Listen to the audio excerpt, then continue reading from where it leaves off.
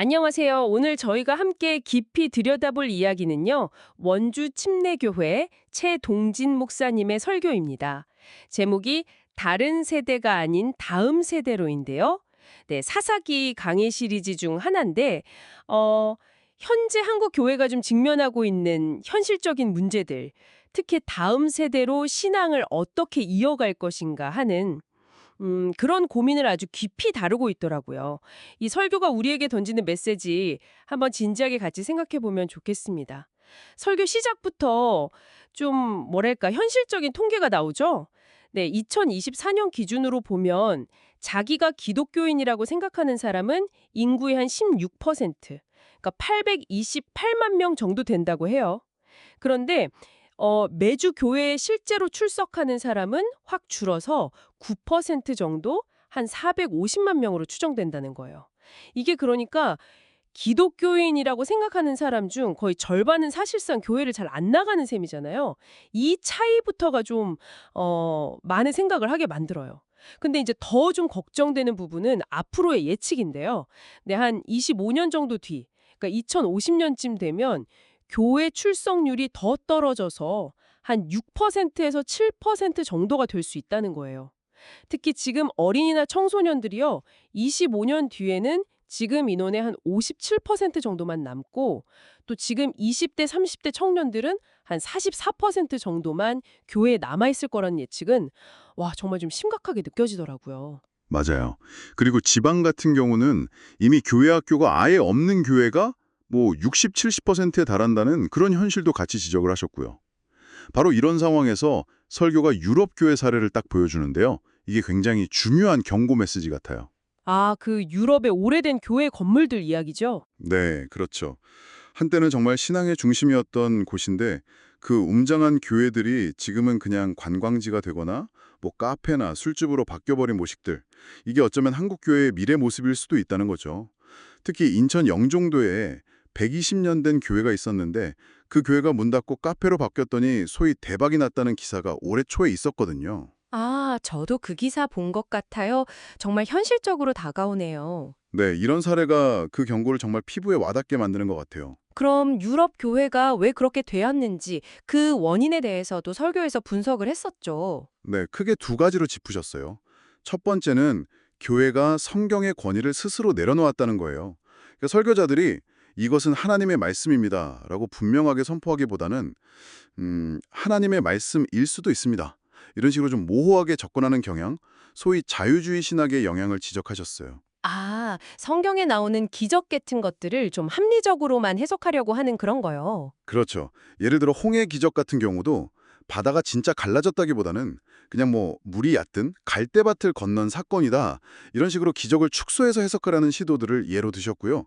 그리고 두 번째 원인으로는 다음 세대를 위한 기독교 교육에 제대로 투자하지 않았다는 점을 꼽았습니다. 이 두 가지가 같이 작용하면서 교회가 급격하게 힘을 잃었다. 이렇게 분석을 하시는 거죠. 성경 권위의 약화, 그리고 교육에 대한 투자 부족, 이 두 가지가 맞물린 결과군요. 그리고 이 상황을 구약성경 사사기 말씀에 딱 비춰서 설명하시더라고요. 네, 맞습니다. 사사기가 이제 여호수아 세대, 그러니까 하나님의 그 놀라운 일들을 직접 눈으로 보고 경험했던 세대가 다 죽고 난 이후의 이야기잖아요. 사사기 이전 10절에 보면 그 후에 일어난 다른 세대는 여호와를 알지 못하며 여호와께서 이스라엘을 위하여 행하신 일도 알지 못하였더라. 이런 구절이 나오거든요. 아, 다른 세대. 네, 여기서 설교는 다음 세대 넥스트 제너레이션이 아니라 그냥 다른 세대 어너더 제너레이션이랄까 되었다는 점을 강조해요. 그러니까 하나님을 전혀 모르는 완전히 다른 정체성을 가진 세대가 등장했다는 거죠. 신앙이 그냥 단절돼 버린 거예요. 이 사사기의 모델을 현재 한국 교회 상황에 적용해서 설명하는 부분이 참 인상 깊었어요. 1세대, 2세대, 3세대 이렇게 나누어서요. 네, 그렇죠. 한국교회 1세대는 이제 전쟁과 가난 같은 어려운 시절 속에서 정말 뜨겁게 기도하고 하나님을 체험하면서 교회를 세우신 분들이고요. 2세대는 지금 교회의 주축을 이루고 있는 어떻게 보면 우리 세대죠. 부모님 세대의 신앙을 보고 들으면서 자랐고 또한 3, 40년 전에 한국교회가 막 부흥할 때 그때 활발했던 교회 학교 시스템 안에서 신앙 교육을 받은 세대입니다. 네. 그런데 설교에서는 지금 한국 교회가 그래도 유지되고 있는 건 어쩌면 현재 2세대가 잘해서라기보다는 사실상 그 1세대 부모님들이 쌓아놓은 신앙의 유산, 그리고 과거 교육 시스템 덕분일 수 있다는 거예요. 아, 그러니까 우리가 이전 세대의 어떤 신앙적인 자산 위에 좀 기대어 살아가고 있다는 그런 성찰이네요. 네, 그런 지적인 거죠. 문제는 이제 3세대, 그러니까 우리 자녀들 세대인데요. 설교는 이 3세대가 어쩌면 사사기에 나왔던 그 다른 세대와 굉장히 유사한 상황에 놓여 있다고 진단해요. 환경에 노출되어 있다는 걸까요? 네, 세상 문화나 스마트폰, 유튜브 같은 것에 훨씬 더 익숙하고 반면에 이전 세대만큼 체계적인 신앙 교육을 받지 못하면서 하나님을 그냥 지식으로만 알거나 혹은 아예 경험적으로 알지 못하는 거죠. 그래서 결국 자기 소견에 옳은 대로 살아가는 세대가 될 위험이 크다는 거예요. 이건 결국 이 세대인 우리가 신앙을 제대로 물려주는데 실패하고 있다는 뜻이기도 하고요. 실제로 코로나19 팬데믹 이후에 교회 학교 교사로 봉사하겠다는 분들이 가장 많이 줄었다는 통계가 이걸 또 뒷받침해주고요. 상황 진단이 정말 냉철하고 어떻게 보면 좀 아프게 들리기도 하네요. 그래서 설교가 우리 세대에게 구체적으로 요구하는 바가 있었죠. 네, 아주 강력하게 두 가지를 촉구했습니다. 첫 번째는 말씀의 권위를 우리의 삶으로 직접 증명해내라는 거예요. 아, 그냥 성경 지식을 가르치는 걸 넣어서요? 네, 말씀대로 살아가는 그 실제적인 모습을 통해서 정말 말씀대로 사는 것이 가능하구나, 말씀의 능력이 있구나 하는 것을 다음 세대가 보고 배울 수 있게 해야 한다는 거죠.